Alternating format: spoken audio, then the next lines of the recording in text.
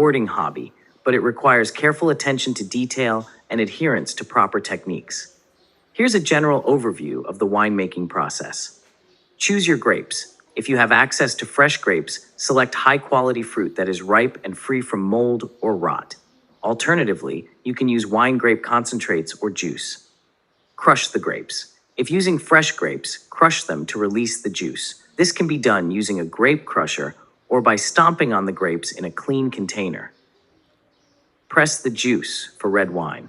For red wine, separate the juice from the grape skins and seeds using a wine press. This extracts the color, flavor, and tannins from the skins, which will contribute to the wine's character. Fermentation. Transfer the juice, known as must, to a fermentation vessel, such as a fermenting bucket or carboy.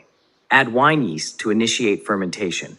The yeast will convert the sugars in the juice into alcohol and carbon dioxide. Fermentation times can vary depending on the type of wine you're making, but it typically lasts several days to a few weeks. Monitor and manage fermentation. Keep an eye on the temperature and specific gravity, density of the fermenting wine. Maintain a consistent temperature within the optimal range for the yeast strain you're using, typically between 60 degrees Fahrenheit and 75 degrees Fahrenheit, 15 degrees to 24 degrees Celsius. Stir or punch down the cap, the layer of skins and pulp that forms on the surface of the fermenting wine, regularly to ensure proper extraction of flavors and colors. Press the wine for red wine. After fermentation is complete, press the wine to separate it from the solids, skins, seeds, etc. This is typically done using a wine press. Age the wine. Transfer the wine to clean, sterilized barrels or carboys for aging. The length of aging depends on the type of wine and personal preference. Red wines generally benefit from longer aging periods than white wines.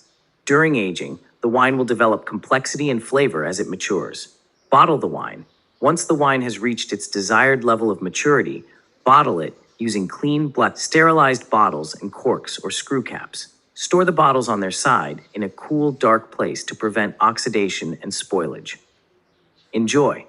Allow the wine to rest in the bottle for a few months to allow the flavors to harmonize before opening and enjoying.